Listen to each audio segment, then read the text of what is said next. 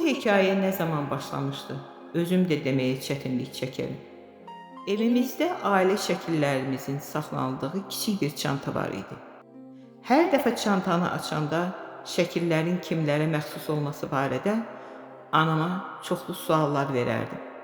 Şəkillərin içərisində kiçik və bir qədər də köhnə bir şəkil var idi. Bu əmim Hüseyn ağa Hüseynəli oğlunun şəkli idi. 1947-ci ildə nənəm dünyasını dəyişərkən bu şəkil onun sinəsindən çıxmışdı. Atam danışardı ki, o cəbhəyə yola düşəndə cəmi 18 yaşı var imiş. Bibim Əzinə xanım isə qardaşı haqqında ürək ağrısı ilə danışardı. Deyərdi ki, qardaşımı öz əlimlə aparıb cəbhəyə yola saldım.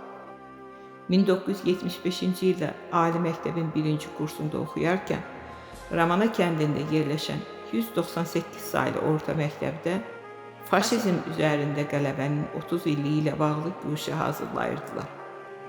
Əmimin şəklini də istədilər. Biz də verdik. Şəkli böyüdü, güşəyə vurdular. Bibim ömrünün sonuna kimi qardaşından xəbər almağa çalışırdı.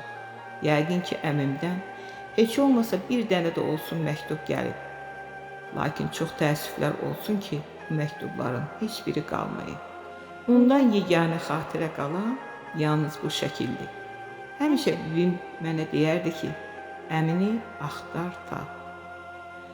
Həmin vaxtdan illər ötdü. Mən təkcə əmimi deyil, neçə Ramananın igid oğullarının axtarışına çıxdım. Onlarla bərabər bu yolu addımladım. Onlarla bərabər döyüşdüm. Onlarla bərabər əsirlikdə oldum.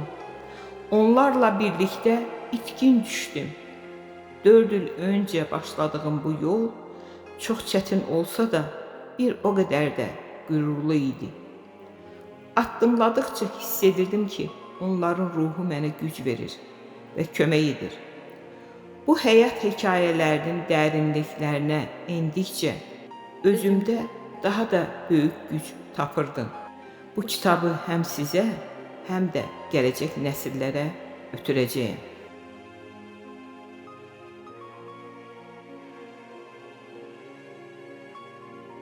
Hər bir ailənin taleyinə qonaq olduqca, məzarlarını aşkar etdikcə onlara olan borcumu qaytarırdım sanki. Bugün biz hamımız onların görüşünə gedəcəyik. Onları yad edəcəyik.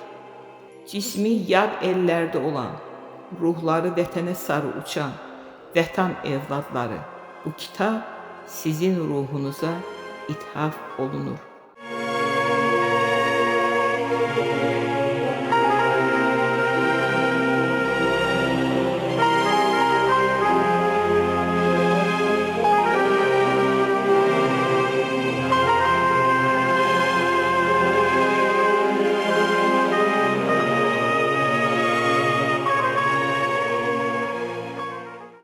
Ramanalılar 2-ci Dünya Müharibəsi illərində. Kitabın 2023-cü ilin dekabrında çapdan çıxdı. Elə həmin il 1923-cü ildə Ramana kəndində doğulmuş, 18 yaşında cəbhəyə yola düşmüş və 19 yaşında itkin düşmüş əmim Hüseyn ağa Hüseynəli oğlunun 100 yaşı tamam olurdu. Mən bu kitabı eyni zamanda onun ruhuna ithaf edirəm.